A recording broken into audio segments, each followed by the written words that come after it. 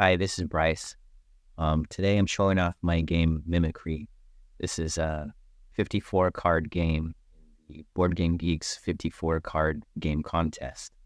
Mimicry is about insects that impersonate flora and fauna to avoid detection. So, what you want to do in this game is either capture your opponent's mimics by exposing them, or having your own mimics reach mastery. So here in the setup, I have my two mimics, which would usually be face down, and I just look at them when I need to remember their values.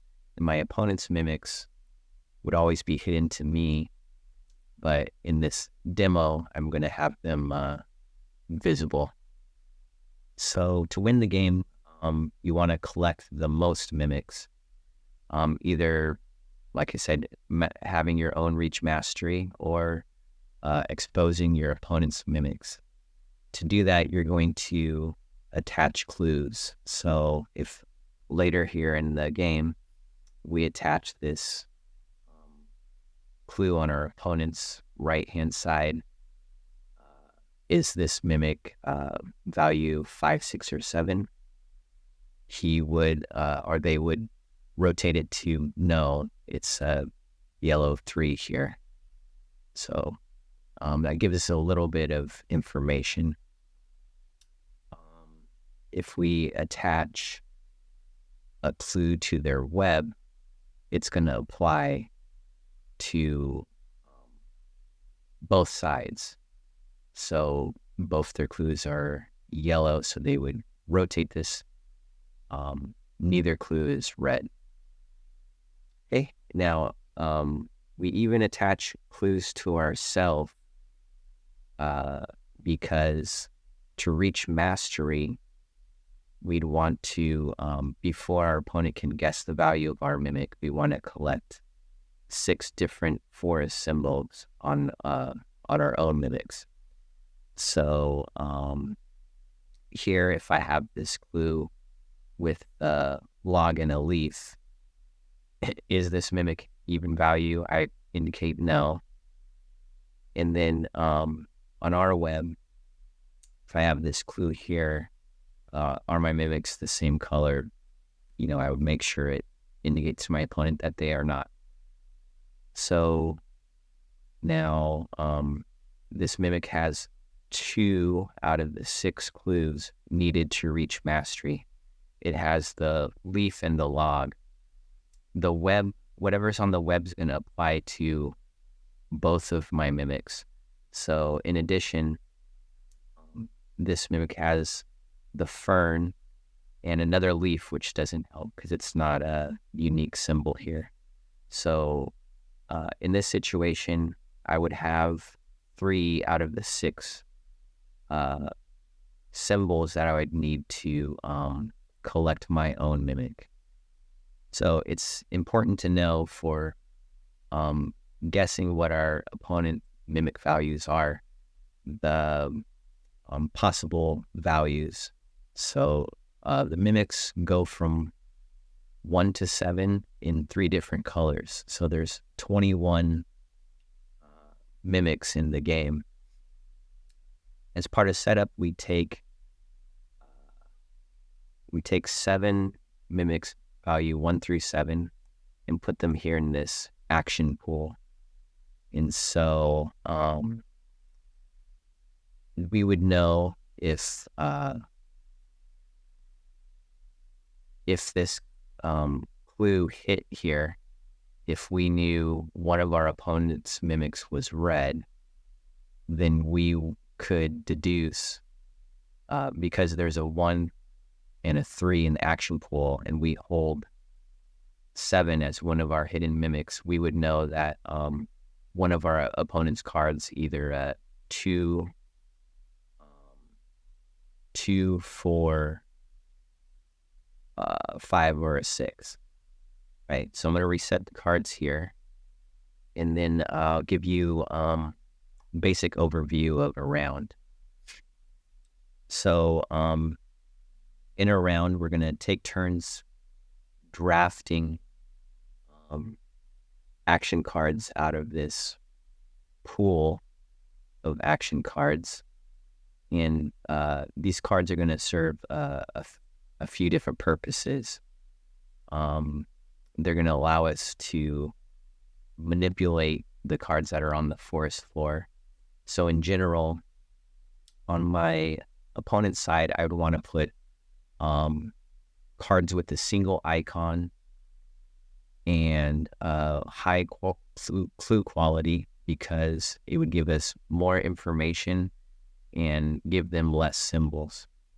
And on our own side of the forest floor, we would want to have clues with double icons and low clue quality, because that would give us more variety of symbols and give our opponent less information. So in this setup, we have a reserve card down in the lower right, and our opponent has the reserve card, the acorn card, in the upper right corner here.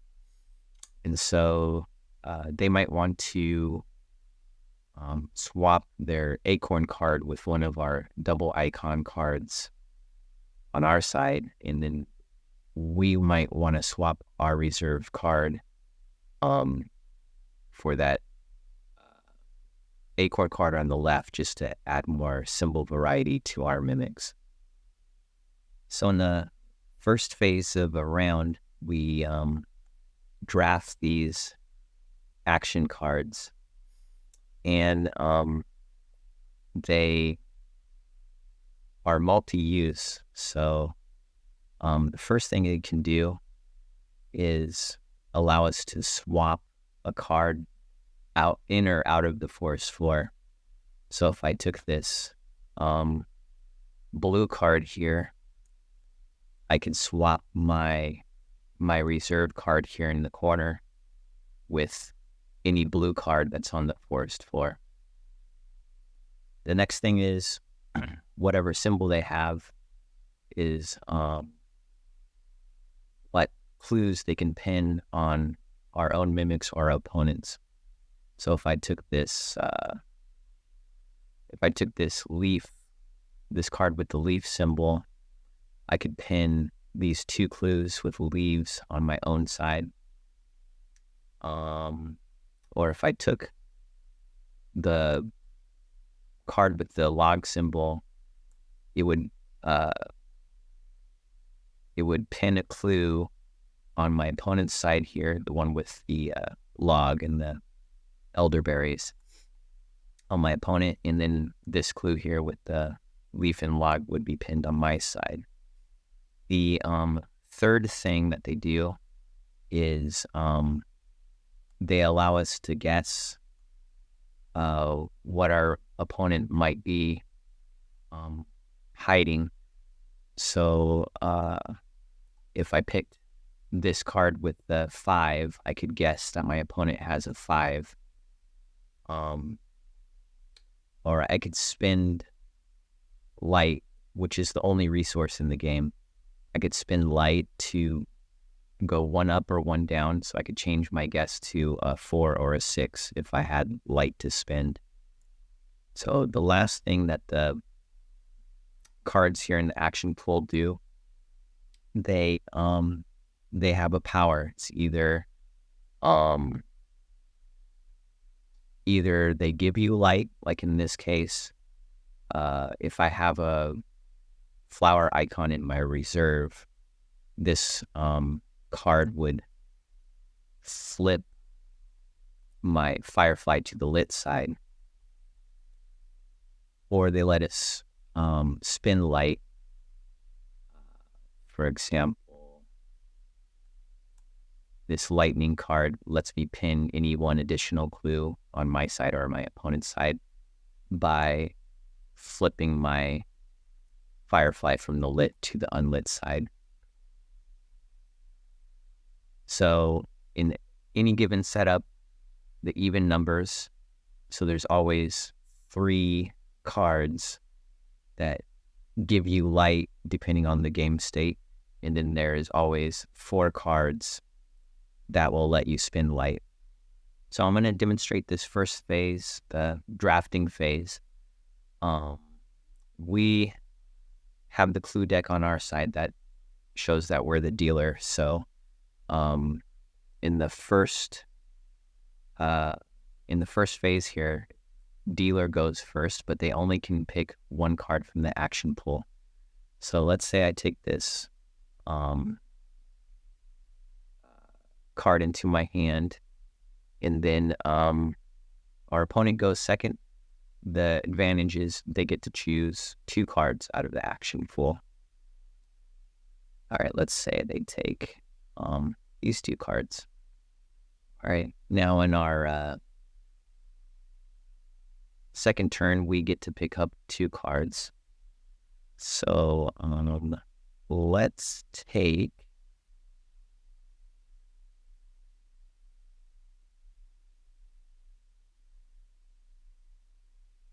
all right, and then our opponent takes one last card. And so this leaves 1 card in the action pool unchosen. Now, usually our opponent's hand here would be hidden, but for demo purposes, we have this visible. And then our 3 cards hidden in our hand, now we're going to program them, and then we are going to reveal our cards at the same time as our opponent and execute the program.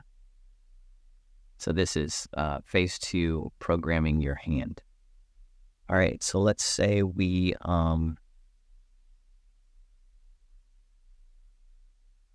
arrange our hand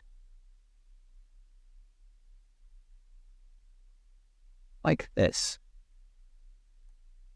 Okay, so here's our arranged hand. We're going to read it, this top ribbon from left to right. So when we execute this hand, we're going to swap a yellow clue from the forest floor with our reserve. And then we're going to pin every clue that has a log onto our side and our opponent's side. And then we're going to guess one of our opponent's mimics is a 7. Now we could spin light to adjust that guess down. There's a typo here. So this 7 can be adjusted up to a 1 or down to a 6. And then the last thing that we look at is the power, which it's when it executes is variable. So here, after we reveal our hand, if our swap color, in this case yellow, is the same as our opponent's swap color, then we would light our firefly. All right, let's say our opponent arranges their hand in this way.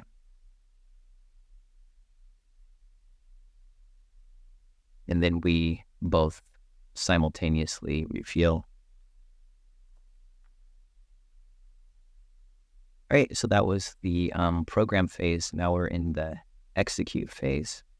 And so execute, we go through the steps. We would swap a card with the forest floor, pin clues with matching icon to mimics and webs. And then we would guess, we would apply our guess number to one of our opponent's mimics. And since we're dealer, we can go first. Now,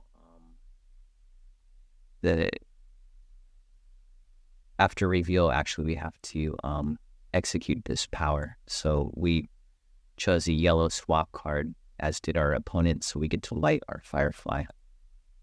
All right, now with our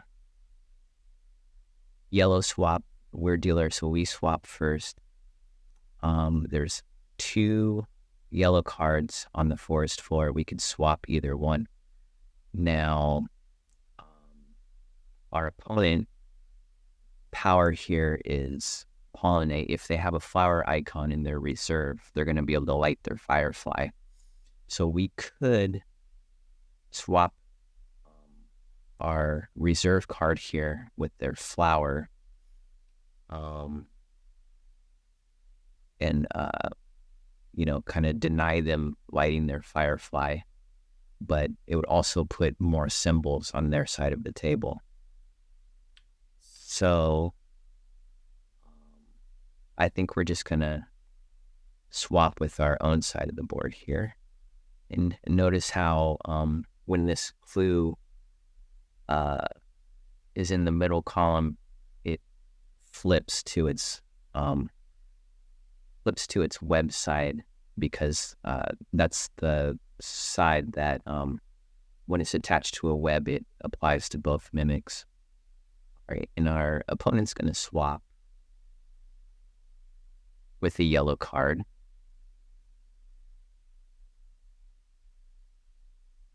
And now their power is going to activate, which is after the swapping step. They're going to light their firefly if their reserve card has a flower icon. Okay, so now they have light that they can spend on executing a power to later. So now we're going to do the pin phase. So our opponent chose a card with a fern as their front card, and we have a card with a log. So every clue here on the forest floor with a log or a fern is going to get pinned to the closest mimic or web. So here, this clue pins to our opponent's side, and then they would evaluate it. So it stays on the red X because this is not a 5, 6, or a 7. This clue here, are these mimics the same number? They're not. So it stays on this side right here. And so now we're going to go to the guessing phase. So in the guessing phase, dealer first. So this is bad for our opponent here because we chose a 7 as our guess number. Now we don't have a lot of information on our opponent, but we know their right card is not a 5, 6, or a 7. So we're going to apply our 7 to their left card. And then we correctly guess. We just got lucky here that our opponent had a 7 here. So they reveal that, yes, it is a 7. And then it's going to go into the collection jar on our side with the number showing, because that might help us later with some deductions. So now we're 1 collected mimic ahead of our opponent.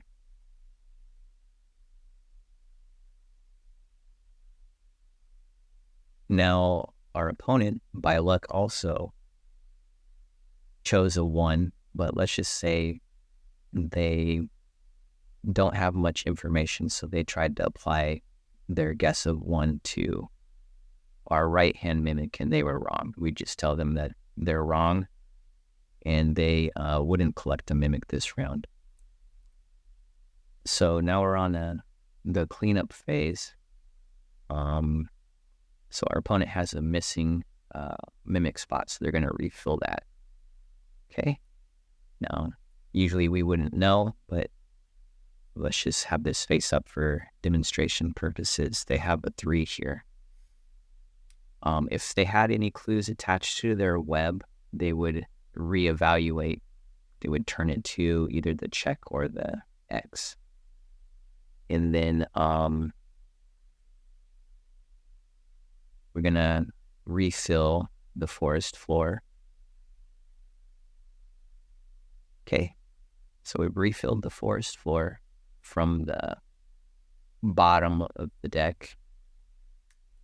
The reason we deal from the bottom of the deck is the clues are double-sided, so we're not spoiling their values. So there's a new clue here, and then the new clue that went into the middle column is always on its web side. The other 4 cards are always on their normal side.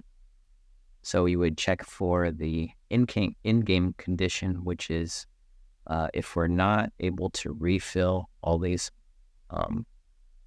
hidden mimics, then we would look at the jar, and whoever had more mimics would be the winner. In the case of a tie, whoever collected the last mimic would be the winner.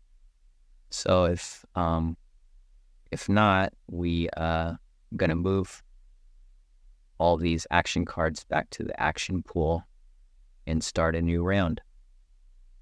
So you can see the rounds are fairly quick.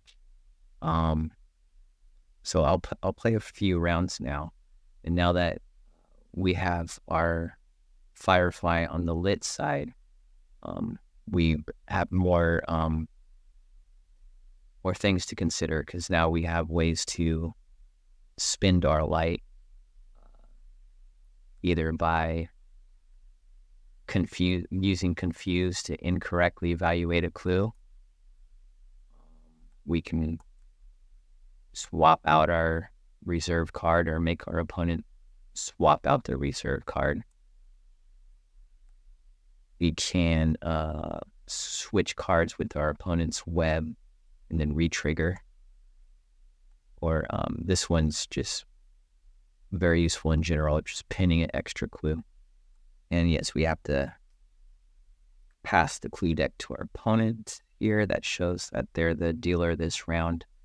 And so they would get first pick from the action pool. All right, let's say they take here. So they're a dealer, they took 1 card. All right, let's say we in leaves. So we're going to take this. Swap yellows. Take this. All right, and our opponent's going to take these 2. And we're going to take this last one here. All right, so here, looking at the forest floor, you might want to swap out this acorn, because we already have an acorn on our web, which is counting as an acorn on both of our mimics. So let's say we want to put that blue as our swapper card.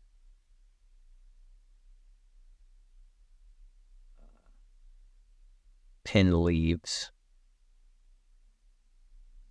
And we will guess a 5 here. Okay, so here's our programmed hand. We're going to swap a blue card out of the forest floor with our reserve. We're going to pin leaves. Now, our power, we could dim to swap 2 cards attached to webs, which isn't really helping us right now, but we'll see how the round plays out. And then we're going to apply our guess of 5 to either one of our opponent's mimics. And then if we have light to spend, so we could lower that to a 4 or increase our guess to a 6, depending on how the round plays out. Right? And let's say our opponent arranges their hand like this. And then we both reveal at the same time. All right, so our opponent gets a swap first. Let's say swap here. We put a single icon on our side of the table. We were going to swap out this acorn right here. Okay, so they swapped a blue card off the table. We also swapped the blue card off the forest floor, right? We're in the pin step here. All right, so our opponent chose mushrooms, and we chose leaves. So all the clues with mushrooms and leaves are going to get pinned here. And so our opponent's going to evaluate this one to being true. This is a 1, 2, or 3. this is a 1 or 7. So it's a lot of info. We both have after pin powers here. So ours is we're not gonna use it because there's no 2 clues on webs to swap right now. But our opponent has opportunity to pin an additional clue to us or themselves. Say they pin this acorn to themselves here. So now this acorn counts for both sides. So they have 3 symbols on each of their mimics. They're halfway towards mastery. Now it's the guess phase. So our opponent first, their guess value is 4. They know this is a 1 or a 7, so they're going to apply their guess here. Now they could spin their light to decrease their guess to a 3 or increase it to a 5, but they don't have enough information. So let's just say they guess that this is a 4, and we let them know that they're incorrect. But now they know this is not a 1 or a 4 from the previous round. All right, so what do we know about what our opponent has? We know this is a 1, 2, or 3, and their mimic on the right here is not a 5, 6, or 7, so it could be 1 through 4. So this could be like, because the sum is between 6 and 8, it could be a 4 and a 2, 4 and 2, or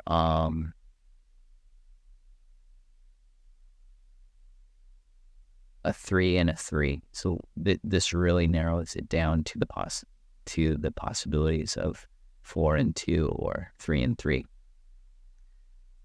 Fortunately, or actually, we might spin our light. Let's say that our guess number is 5. Let's spin our light by flipping our firefly over and apply a guess of 4 to this mimic right here. Then our opponent would let us know it's not a 4. And so we use our light on an incorrect guess. But next round, we know that our opponent has 2 3s. All right, so now we're on the cleanup phase. There's no exposed or collected mimics, so we're just going to refill the forest floor. Okay. And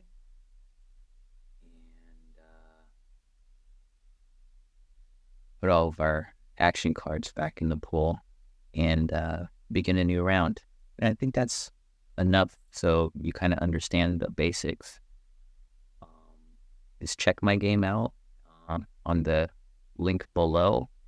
If you have any questions or comments, leave that below, or you can go to my work in progress thread on Board Game Geek. Thanks for watching.